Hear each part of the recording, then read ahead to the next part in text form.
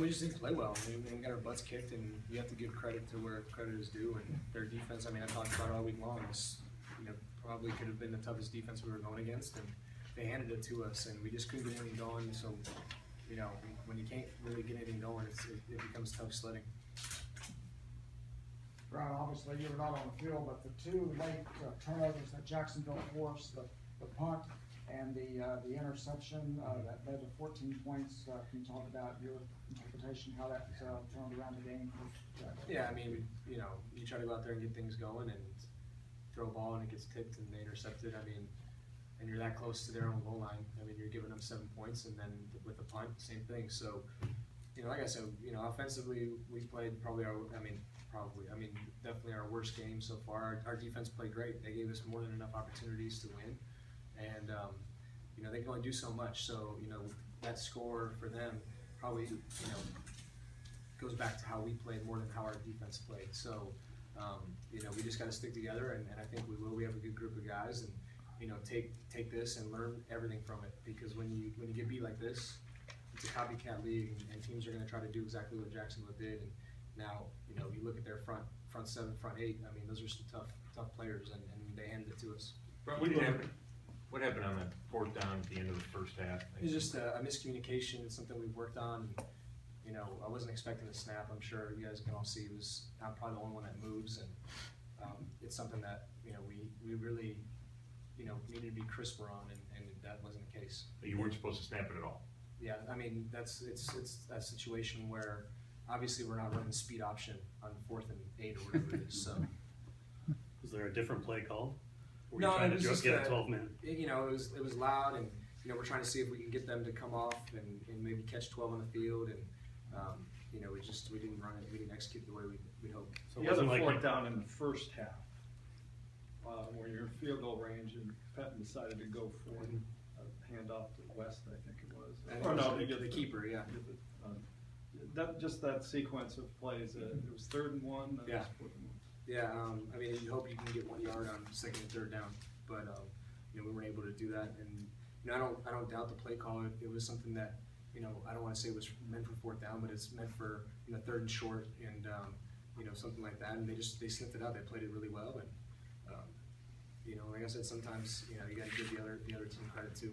Did it seem like they scouted you guys really well? It seemed from above like they were on to some of the play calls. Yeah, but I think watching them all week, we knew it was going to be tough to get things going in the run game, and we came in knowing that, and they just played better than we did. When you talk about the copycat league, are you also talking about defensive linemen getting their hands up more against you guys? Yeah, that's just kind of sometimes when defensive linemen can't get a rush, their last option is to just kind of hold off and bat the ball down. And some of those plays were quick game plays, and they have a tendency to get batted down a little bit quicker because you're not getting as deep of a drop. Brian, I know you guys aren't making excuses, but your first game obviously without Alex Mack and 2 changes on your offensive line. How tough is it to go against a defensive front like this and have to have those changes? Yeah, it's tough. I mean, like I said, that could probably be the best front seven even defense we've played, and we talked about it before. You can't replace Alex Mack, but I think that's not an excuse to be had here. I think we're more than capable. We showed that last week when Alex went down. We're more than capable of doing it, and today we got outplayed.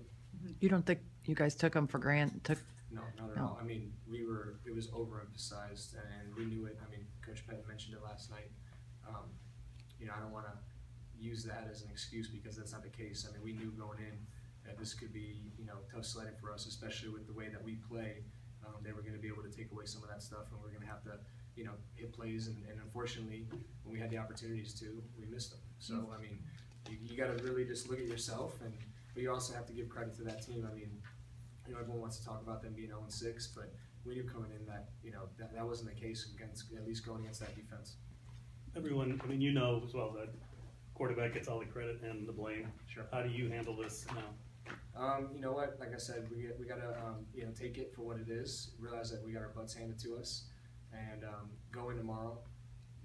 Learn as much as we can from it, put it to bed, and move on. I mean, it's a long season. I mean, we're 3-3. We blew an opportunity to be 4-2. So we get 2 games at home, and we need to regroup and just stick together and realize mistakes that we made and don't make them again. Was there one throw that you would like to have back? Cameron in the end zone, I mean, I didn't get to see a replay, but I always try to give Jordan a chance to go up and get it back there, and, you know, I probably put it, you know, even a little too high for him, and who knows how that changes the outcome. So, you know, it's definitely one that I wish, you know, maybe just take a little off of it and let him go up and get it. How about the play before that, it seemed like Ben Tate for a minute flashed open there in the end zone, did you? I can't recall Oh, the okay, it was play. a third down there for that. Which one? Pardon me? The play before that? Right before the Cameron play. It was Um, Ben Tate, it was a throwaway in the end zone. Yeah, I'm not sure. And given your history of this season, the comeback, did you feel like this was another comeback in the fourth quarter in the making? Definitely. I mean, when you hit Hawk on a 60, whatever, how many yard play it is, and it's supposed to be it's only a 3-step drop, and usually it's a gain of 6, and he breaks out, and, you know, you think that, okay, we got something going, and then you get up to there, and they just shut you down again. It's demoralizing, really, and you know, I don't think our guys ever quit. We played to the end, and we gave it all we had, and it just wasn't enough today. Did you think you were throwing the ball on the fumble when you got hit from behind early in the I third thought quarter? it was a clear throw. I mean, I threw it as I was getting hit, so, you know, I didn't get to look at the replay as close as I thought, but you know, they decided that it was a fumble. I didn't. When I let it go, I didn't even try to get up and get the ball because I thought it was a clear, you know, throwing motion. They didn't give you, Good. they didn't give you any explanation about that later, did they? No, okay. The biggest thing today that they handled the run game, which kind of limits. Yeah, and, you know, they don't pressure a lot, and that leaves their, you know, corners to be, you know, out there with help, and, you know, when you have a front seven like that, you just, like I said, we knew it was gonna be tough going in to run the ball the way we had, but it wasn't something that we were afraid to do. We didn't think that they would take it away. You know, we felt good about, you know, our plan. Thanks, Ron. Yep, thanks.